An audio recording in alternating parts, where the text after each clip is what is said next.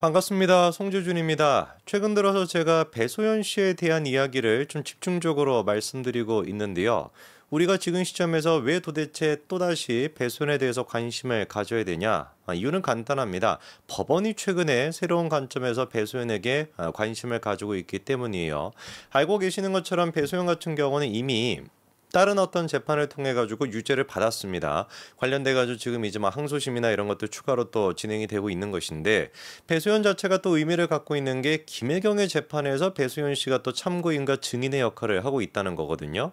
특히나 이제 현재 진행되고 있는 것 같은 경우는 김혜경의 10만 4천 원 선거법 위반과 관련돼서 배수연이가 증인이었습니다. 근데 증인이었던 배수연이가 선거 그 재판이 있기 바로 직전 날 자기 혼자서 이제 재판 불출석 사유서를 갖다 일방적으로 제출하고, 그리고 이제 그 재판을 안 가버렸거든요. 그거 결국에 그것 때문에 재판에 지금 이제 마지막 공판 같은 경우는 늦춰지게 되고, 법원에서도 빡이 쳐가지고 그때 이제 배소연한테 200만 원 과태료도 이제 물리게끔 됐죠. 근데 여기서 아주 배소연이가 생각하지도 못했던 나비 효과 한 가지가 있었습니다. 그게 뭐냐? 당시 만약에 배소연이가 증인으로서 참석을 했으면 아마 이런 명령이 안 나왔을 것 같은데, 제가 봤을 때는 재판부에서도 이 배소연에 대한 증인의 태도를 굉장히 좀 안 이롭게 본 것 같아요. 그러면서 지금 배소연뿐만 아니라 김혜경의 수행팀장이었던 사람, 운전기사였던 사람, 이런 사람들도 지금 참고인과 증인인데 적극적으로 지금 증언을 제대로 안 하고 있는 상태거든요. 이 부분들에 대해 가지고 법원이 이번에 아주 화가 많이 난 것 같습니다. 그래서 내린 결론이 뭐냐? 세 사람이 증인이고 참고인임에도 불구하고 놀랍게도 금융정보 제출 명령을 이번에 내렸다라는 겁니다. 이게 이제 제가 최근 들어가지고 배소연한테 다시 관심을 집중적으로 여러분들한테 가져야 된다라고 말씀드리는 결정적인 이유인 겁니다. 애당초 이제 금융정보 제출 명령이라고 하는 것은 개인정보를 굉장히 좀 낱낱이 공개하게 되는 꼴인 거거든요. 여러분들이 체크카드를 어떻게 썼고 신용카드를 어떻게 썼고, 그리고 또 계좌에서 어떻게 돈이 왔다 갔다 했는지, 이런 것들이 전부 다 확인이 되는 게 금융정보 제출 명령입니다. 근데 애당초 지금 배수영과 수행팀장이었던 사람과 운전기사는 뭐라고요? 그냥 증인과 참고인 신분에 불과하지, 김혜경의 그 선거법 위반 같은 경우는 이 사람들이 기소가 된 게 아니란 말이에요. 피고인을 상대로 해가지고 금융정보 제출 명령을 내라라고 하는 거는 우리가 생각할 수가 있지만, 참고인과 증인에 대해 가지고 금융정보 제출 명령을 세 사람이나 내게끔 하는 거는, 이거는 대단히 이례적인 거거든요. 법원이 갖고 있는 생각이 뭐겠습니까? 이것들 안 되겠다.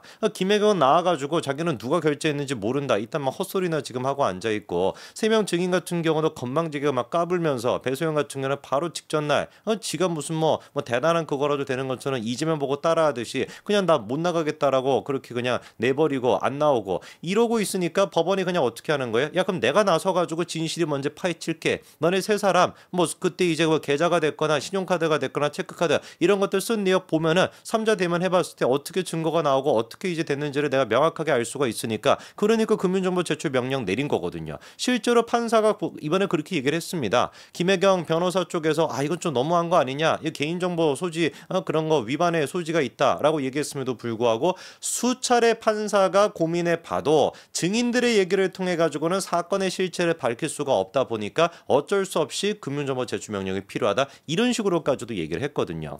저는 이거를 통해 가지고 배소연에 대해 가지고 지금까지 우리가 갖고 있었던 여러 가지 의문을 풀 수 있는 굉장히 중요한 단초가 될 거다. 우리가 갖고 있는 배소연에 대한 의문이 뭐였습니까? 이 여자가 미쳤는지, 왜 도대체 김혜경에 대해서 진실을 안 밝히는지. 이게 뭔가 배소연이가 지금까지 80억 가까이 되는 부동산을 축적했던 그 과정에 이재명과 김혜경이가 아주 깊게 연루가 돼 있어서, 그래서 입을 못 열고 있는 것은 아닌지라고 하는 아주 강력한 의심을 가지고 있죠. 그게 아니고서 왜 이 여자가 아직까지도 입을 안 열겠습니까? 그리고 9급으로 들어와가지고 5급 별정직까지 됐다라고 하는데, 12년, 13년 그 정도를 근무해가지고 어떻게 도대체 재산을 80억 가까이를 모을 수가 있겠습니까? 아파트가 무슨 만 3채 가까이 된다라는 것이고, 땅에다가 무슨 만 빌딩까지 해가지고 80억이 된다라고 하는데, 이재명보다 돈이 많단 말이에요. 그게 이재명이가 성남시장을 했던 그 직전부터 돈이 많았다라는 것이 아니라, 금수저랑 다이아몬드로 살아왔다라는 것이 아니라, 아파트를 사기 시점에 시작했던 그 시점이 이재명이 성남시장이 되고 난 직후부터 이루어지다 보니까, 도덕우리가 의심이 드는 것이죠. 혹시 이 아파트나 이런 어떤 빌딩이나 이런 것들도 김만배가 타운하우스 같은 거를 그렇게 더러운 목적으로 사용을 했다라는 얘기가 있는 것처럼 배소연의 이 돈 같은 경우도 사실상 배소연의 돈이 아니라 대장동의 또 다른 저수지인 거 아니냐, 이재명의 어떤 그런 용도로 쓰였던 거 아니냐라고 하는 의심이 안 들래야 안 들 수가 없는데, 이번에 법원의 결정을 통해 가지고 그런 부분들을 충분히 확인할 수 있게 된 거니까 검찰이 나서 가지고 이거는 수사를 해야 된다라고 저는 보는 겁니다. 여기서 우리가 또 주목해봐야 되는 게 뭐냐? 배소연이가 가지고 있었던 이제 그 부동산 가운데 뭐가 있습니까? 수원 영통구에 있는 4층 상가주택이 있는데, 이 4층 상가주택에서 동거를 하고 있었다라고 하는 게 지역 주민들의 그 증언을 통해 가지고 확인이 됐었죠. 언론 보도까지도 됐었는데요. 근데 여기서 이제 문제가 되는 것이 이 두 사람이 동거를 하고 있던 것 자체가 불륜이었던 거 아니냐, 이런 이제 지적이 그때도 있었습니다. 그 부분에 대해 가지고 제가 좀 다시 정리를 해드리고자 하는데, 배소연 씨의 호적상 남편으로 들어가 있는 사람이 누구냐? 민영기라고 하는 사람입니다. 이 민영기 씨의 이력이 굉장히 좀 눈에 띄는데요. 축구 감독으로서 거의 뭐 평생 살아왔다라고 보면 될 것 같아요. 76년생이신데 99년도에 울산 현대 호랑이 구단에 입단을 해가지고 2016년도에 배소연이랑 결혼하게 됩니다. 그리고 난 다음에 2018년도에는 부산 아이파크 코치를 하고요. 놀랍게도 2019년도에는 성남FC 스카우트 역할을 하고 2021년도부터는 지금 이제 부천FC 수석 코치로 활동 중이다라고 하는데, 하필이면 이제 또 이 민영기 씨가 성남FC의 스카우터로 들어가고 성남FC랑 그렇게 일했던 시점이 이재명이가 성남시장이고 그리고 또 은수미가 바로 이어가지고 하지 않았습니까? 요 시기랑 이제 또 겹치다 보니까 성남FC로 이렇게 들어가는데 혹시 배소연과 이재명, 은수미 이런 사람들의 그런 어떤 뒷배가 있었던 거 아니냐라고 하는 의심이 들고, 김사랑 씨 같은 경우는 뭐라고도 얘기했습니까? 민영기가 성남FC를 좌지우지했었다라고 하는 그런 또 얘기까지도 했었죠. 근데 이제 2016년도에 민영기랑 배소연 두 사람이 호적상으로 결혼하게 되는데, 이 문제가 뭐냐? 2017년도에 배소연이랑 동거를 했다라고 하는 사람이 이제 김현욱 씨입니다. 근데 김현욱 씨 같은 경우는 아시는 것처럼 극단 선택을 하셨거든요. 근데 김현욱 씨가 2017년도에 이혼을 하게 돼요. 2016년도에 배소연이 결혼하게 되고 2017년도에 김현욱 씨가 이혼하게 된다라는 겁니다. 근데 김현욱 씨의 지인들의 얘기에 따르면은 김현욱이가 이혼하고 난 그 뒤부터 배소연과 김현욱 두 사람의 관계가 급속하게 가까워졌다라고 하는 얘기가 있습니다.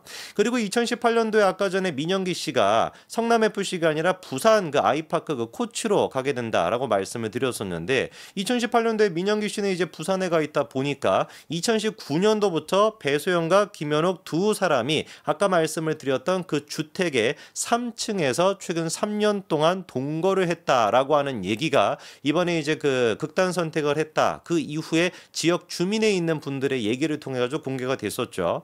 그러면 2019년도부터 3년 동안 동거를 했다라고 한다면은 2019, 2018, 2017년도 요때까지는 최소한 같이 지냈다라고 한다면은 배소연 씨가 이혼하기 전부터 이 김현욱이라고 하는 사람과 사실상 뭡니까, 이거는 이중살림 혹은 별거 아니면 또 뭐가 될 수도 있는 거겠어요. 이거는 이제 뭐 불륜 뭐 여러 가지 지금 얘기가 나올 수 있는 그런 논란이 있는 상태인 겁니다.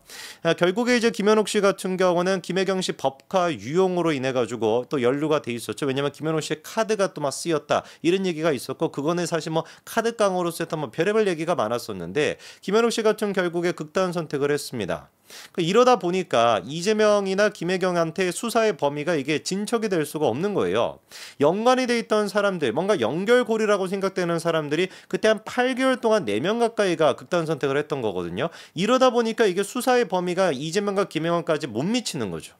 저는 대한민국 정치 역사상 이런 게 없었다라는 기억이 확실합니다. 그리고 이제 김현욱 씨가 그렇게 극단 선택을 하니까 이재명 측의 반응은 뭐였습니까? 이게 나랑 무슨 상관이냐라는 거였는데, 이걸 좀 조사를 하다 보니까 이재명과 상관이 분명히 있었어요. 예를 들어가지고 김현욱 씨 같은 경우는 원래 기무사 원사로 근무를 했었습니다. 그랬다가 2018년도에 제대를 하고 성남시에 사무실을 둔 군납업체 같은 데서 근무를 했었는데, 그 전에 뭐를 했는지를 보니까 이재명이가 성남시장으로 있었을 때 통합방위협의회 4분기 회의 같은 거를 직접 주재한 적이 있었는데, 그때 김현욱 씨도 마찬가지로 참석을 했었고요. 이재명의 경기도지사였던 2021년도 3월달 같은 경우는 아예 김현욱 김현욱 씨가 경기도 산하기관 경기도경제과학진흥원의 비상임이사로 그렇게 등재가 되기도 했었습니다. 어쨌거나 저쨌거나 연루가 되어 있는 것이고 그것뿐만 아니라 기무사의 어떤 그때 김현욱 씨가 근무했던 부대 자체가 300기무대였는데요. 이 300기무대에서 부사관으로 활동하고 있었을 때 여기 담당하고 있는 부서가 뭐가 있었냐? 특정사령부랑 국군수도병원이 있었습니다.